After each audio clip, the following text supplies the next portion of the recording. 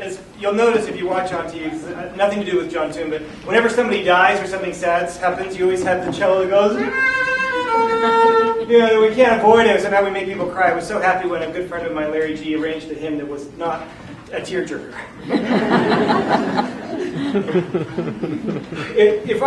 If I myself had to narrow my possessions down to what would fit in a covered wagon, of course, assuming I also had a family of 7, and I needed to take all of the things that I needed, all of the clothes, food, supplies, to get them 2,000 miles by oxen, would I make room for an instrument the size of a small child? Okay, a not so small child. That's fragile.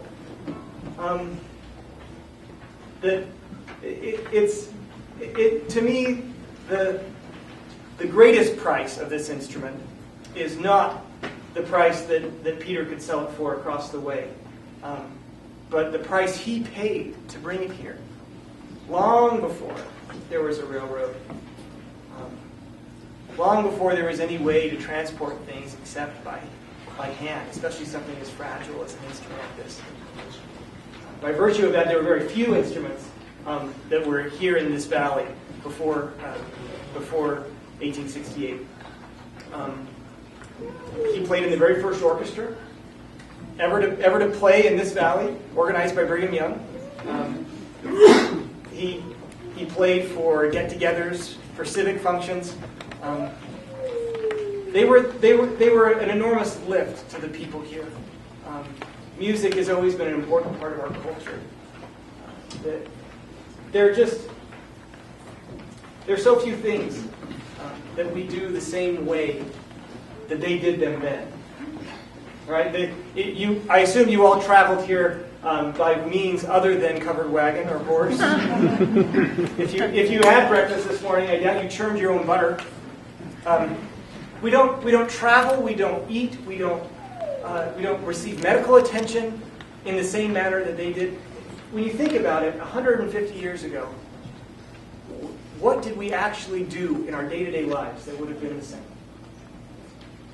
All the clothes that you're wearing, all the jobs that you have. It was a different world back then. Even if you had, let's say, a butter churner from the 1850s, would you have used it to make your butter this morning? If you've got maybe an heirloom dress with beautiful lace that was handmade, or a quilt that's been handed down through your family for 4 generations, would you sleep in the quilt? Would you throw it down to watch the fireworks?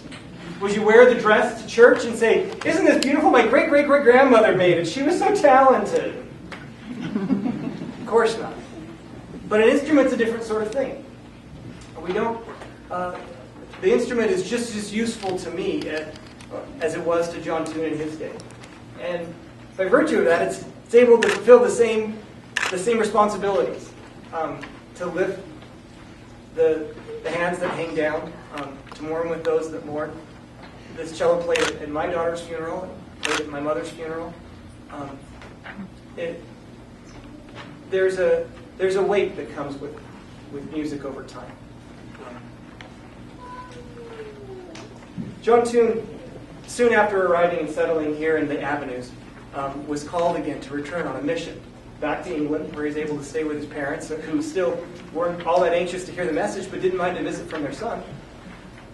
He served for 3 years abroad. We have his missionary journal. It's filled with sickness, with trial, and with matter-of-fact obedience. This next hymn, I think of what it must have been like, both for him to be away after so much turmoil to get here,